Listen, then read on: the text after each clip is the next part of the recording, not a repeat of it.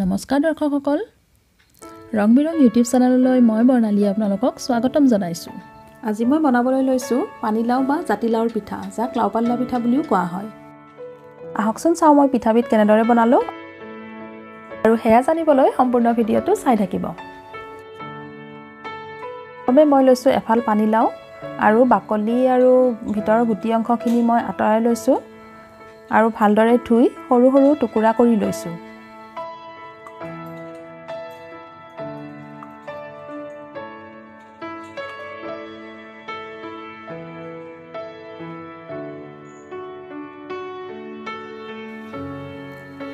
এতিয়া কাটি লোৱা লাওখিনি মই কুকাৰত দিম, তাত নিমখ অকমানো দি দিম।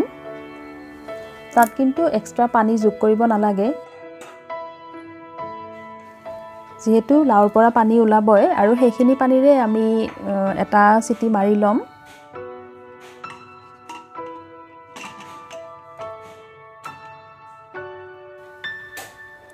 এতিয়া কুকাৰটো এটা চিটি মৰাত মই কুকাৰটো নমাই থলোঁ আৰু গেছখিনি নিজে নিজে যাবলৈ দিলোঁ।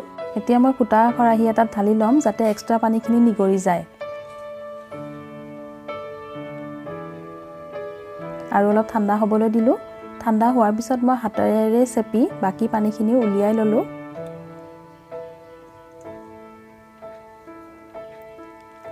আৰু বেলেগ বাতি এটাত মই লৈ লৈছোঁ বস্তুখিনি।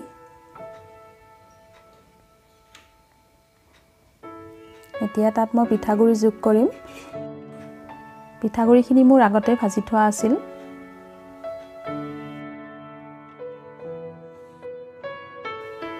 এতিয়া মই পিঠাগুড়িখিনি আৰু লাওখিনি ভালদৰে মিক্স কৰি ল'ম। পিঠাগুড়িৰ পৰিমাণ লাওৰ পৰিমাণতকৈ বেছি হ'ব নালাগে। পিঠাগুড়ি বেছিকৈ দিলে পিঠাখিনি খাবলৈ টান হ'ব। আৰু মন কৰিব, পিঠাগুড়িখিনি ভাজিহে ব্যৱহাৰ কৰিব লাগিব। কেঁচা পিঠাগুড়ি ব্যৱহাৰ কৰিলে পিঠাখিনি টান হয়। ইয়াত মই একাপ পিঠাগুড়ি লৈছোঁ।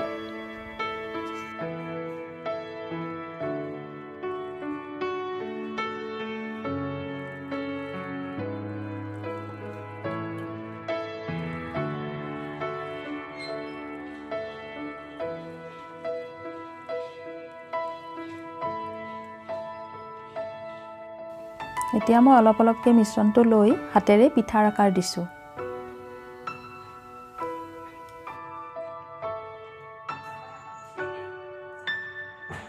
অসমৰ বিভিন্ন অঞ্চলত ঠাইভেদে বহাগ মাহত এই পিঠাবিধ খোৱাৰ নিয়ম আছে। আমি সকলোৱে জানো পানীলাওত বহুত পৰিমাণে পানী থাকে, আৰু বহাগ মাহত যিহেতু গৰম পৰিবলৈ আৰম্ভ কৰে, সেয়েহে আমাৰ শৰীৰটো ঠাণ্ডা কৰি ৰাখিবলৈ এই লাও পাল্লা পিঠাবিধ খোৱা হয়।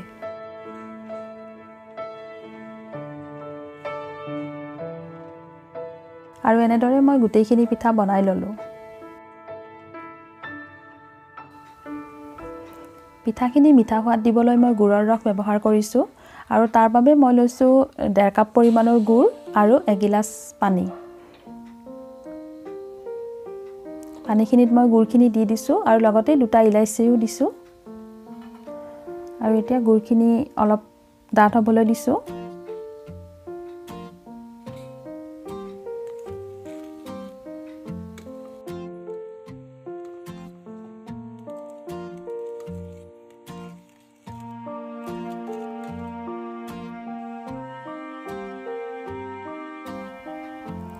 আৰু আনফালে মই পিঠাখিনি ভাজিবলৈ পেন এখনত তেল গৰম হ'বলৈ দিছোঁ, আৰু তেলখিনি গৰম হোৱাত মই পিঠাখিনি এটা এটাকৈ দি দিছোঁ।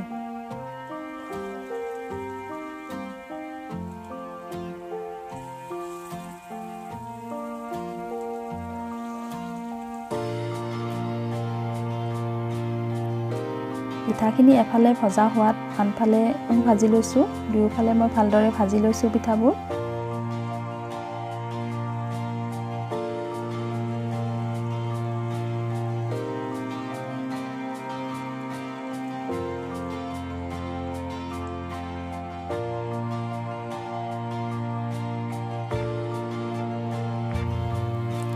মিডিয়াম ফ্লেমত মই পিঠাখিনি ৰঙচুৱা হোৱাকৈ ভাজি ল'লোঁ, আৰু দুয়োফালে ভজা হোৱাত মই পিঠাখিনি গুড়ৰ ৰসত দি দিছোঁ।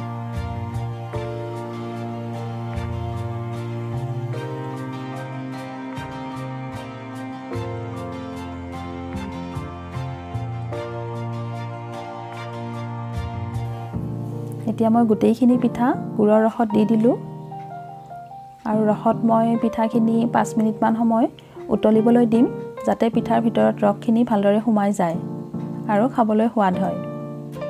এই পিঠাবিধ খাবলৈ খুব সোৱাদ লগা, আপোনালোকেও খাই চাবচোন আৰু মোক কমেণ্টত জনাবলৈ নাপাহৰিব। চাওক আমাৰ পিঠা ৰেডি হৈ গ'ল।